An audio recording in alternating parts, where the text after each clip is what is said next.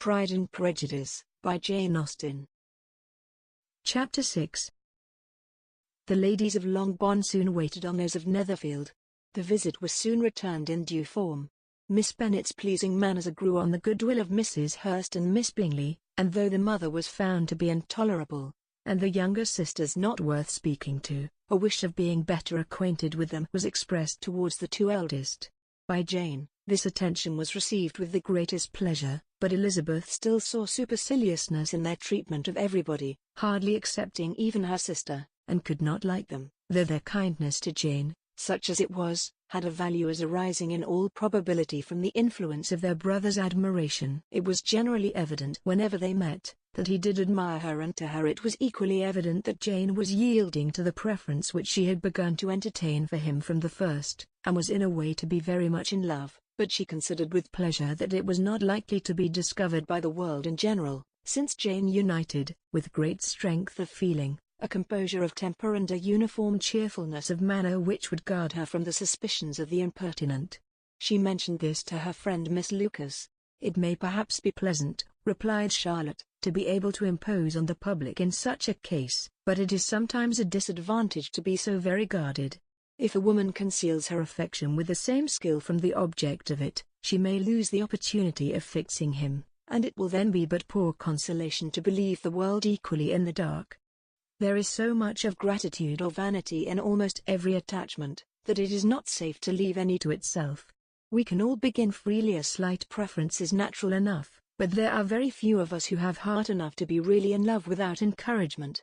In 9 cases out of 10 a woman had better show more affection than she feels. Bingley likes your sister undoubtedly, but he may never do more than like her, if she does not help him on. But she does help him on, as much as her nature will allow. If I can perceive her regard for him, he must be a simpleton, indeed, not to discover it too. Remember, Eliza, that he does not know Jane's disposition as you do, but if a woman is partial to a man, and does not endeavor to conceal it, he must find it out. Perhaps he must, if he sees enough of her. But, though Bingley and Jane meet tolerably often, it is never for many hours together, and, as they always see each other in large mixed parties, it is impossible that every moment should be employed in conversing together. Jane should therefore make the most of every half-hour in which she can command his attention. When she is secure of him, there will be more leisure for falling in love as much as she chooses. "Your plan is a good one," replied Elizabeth, "where nothing is in question but the desire of being well married, and if I were determined to get a rich husband, or any husband, I dare say I should adopt it.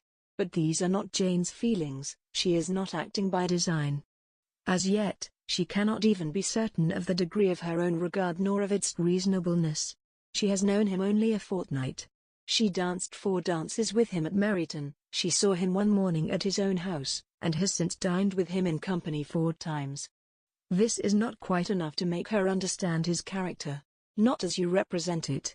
Had she merely dined with him, she might only have discovered whether he had a good appetite, but you must remember that 4 evenings have also been spent together. On 4 evenings may do a great deal. Yes, these 4 evenings have enabled them to ascertain that they both like Van Un better than commerce, but with respect to any other leading characteristic, I do not imagine that much has been unfolded. "Well," said Charlotte, "I wish Jane success with all my heart, and if she were married to him tomorrow, I should think she had as good a chance of happiness as if she were to be studying his character for a 12-month. Happiness in marriage is entirely a matter of chance.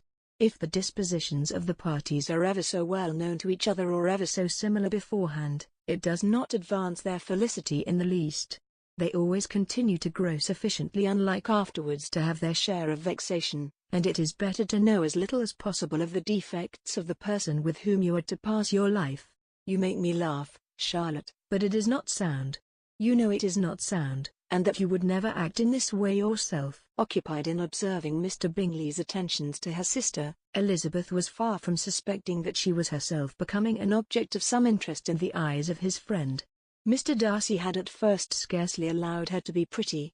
He had looked at her without admiration at the ball, and when they next met, he looked at her only to criticize.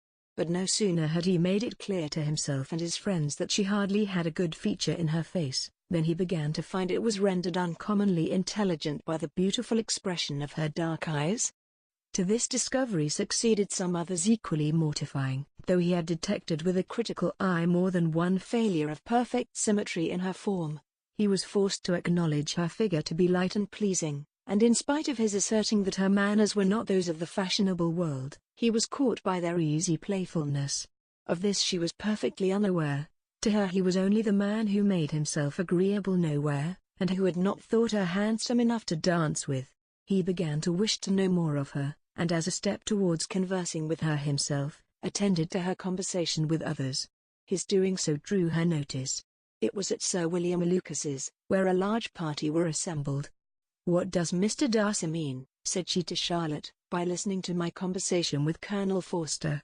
That is a question which Mr. Darcy only can answer, but if he does it any more I shall certainly let him know that I see what he is about. He has a very satirical eye, and if I do not begin by being impertinent myself, I shall soon grow afraid of him." On his approaching them soon afterwards, though without seeming to have any intention of speaking, Miss Lucas defied her friend to mention such a subject to him, which immediately provoking Elizabeth to do it, she turned to him and said, "Did you not think, Mr. Darcy, that I expressed myself uncommonly well just now, when I was teasing Colonel Forster to give us a ball at Meryton, with great energy? But it is always a subject which makes a lady energetic." "You are severe on us." "It will be her turn soon to be teased," said Miss Lucas. "I am going to open the instrument, Eliza, and you know what follows." "You are a very strange creature by way of a friend. Always wanting me to play and sing before anybody and everybody. If my vanity had taken a musical turn, you would have been invaluable, but as it is, I would really rather not sit down before those who must be in the habit of hearing the very best performers." On Miss Lucas's persevering, however, she added, "Very well, if it must be so, it must." And gravely glancing at Mr. Darcy, "There is a fine old saying, which everybody here is of course familiar with, 'Keep your breath to cool your porridge,' and I shall keep mine to swell my song." Her performance was pleasing, though by no means capital. After a song or two, and before she could reply to the entreaties of several that she would sing again, she was eagerly succeeded at the instrument by her sister Mary, who having, in consequence of being the only plain one in the family, worked hard for knowledge and accomplishments, was always impatient for display.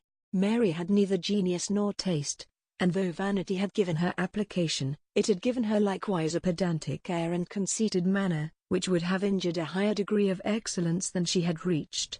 Elizabeth, easy and unaffected, had been listened to with much more pleasure, though not playing half so well, and Mary, at the end of a long concerto, was glad to purchase praise and gratitude by Scotch and Irish airs, at the request of her younger sisters, who, with some of the Lucases, and 2 or 3 officers, joined eagerly in dancing at one end of the room. Mr. Darcy stood near them in silent indignation at such a mode of passing the evening, to the exclusion of all conversation, and was too much engrossed by his thoughts to perceive that Sir William Lucas was his neighbour, till Sir William thus began: "What a charming amusement for young people this is, Mr. Darcy. There is nothing like dancing after all. I consider it as one of the first refinements of polished society." "Certainly, sir, and it has the advantage also of being in vogue amongst the less polished societies of the world. Every savage can dance." Sir William only smiled. "Your friend performs delightfully," he continued after a pause, on seeing Bingley join the group, "and I doubt not that you are an adept in the science yourself, Mr. Darcy. You saw me dance at Meryton, I believe, sir?" "Yes, indeed, and received no inconsiderable pleasure from the sight. Do you often dance at St. James's?" "Never, sir. Do you not think it would be a proper compliment to the place?" "It is a compliment which I never pay to any place if I can avoid it." "You have a house in town, I conclude?" Mr. Darcy bowed. "I had once had some thought of fixing in town myself, for I am fond of superior society, but I did not feel quite certain that the air of London would agree with Lady Lucas." He paused in hopes of an answer, but his companion was not disposed to make any, and Elizabeth at that instant moving towards them, he was struck with the action of doing a very gallant thing, and called out to her, "My dear Miss Eliza, why are you not dancing? Mr. Darcy, you must allow me to present this young lady to you as a very desirable partner. You cannot refuse to dance, I am sure, when so much beauty is before you." And, taking her hand, he would have given it to Mr. Darcy, who, though extremely surprised, was not unwilling to receive it, when she instantly drew back, and said with some discomposure to Sir William, "Indeed, sir, I have not the least intention of dancing. I entreat you not to suppose that I moved this way in order to beg for a partner." Mr. Darcy, with grave propriety, requested to be allowed the honour of her hand, but in vain. Elizabeth was determined, nor did Sir William at all shake her purpose by his attempt at persuasion.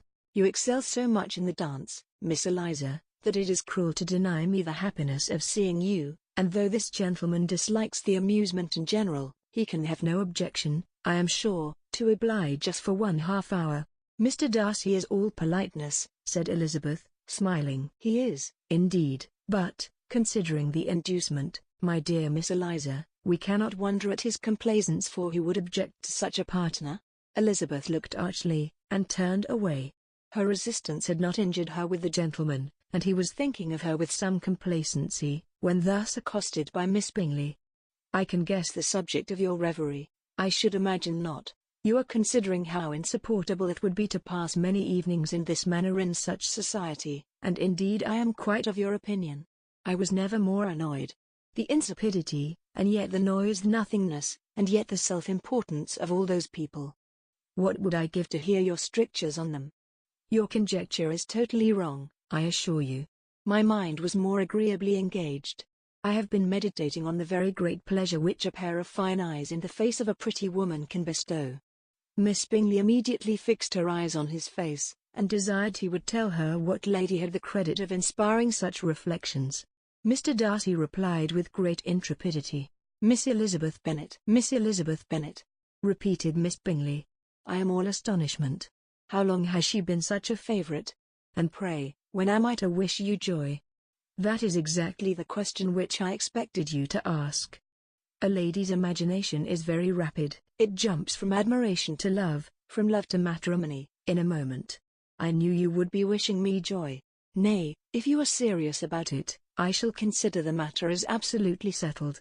You will be having a charming mother-in-law, indeed, and, of course, she will always be at Pemberley with you."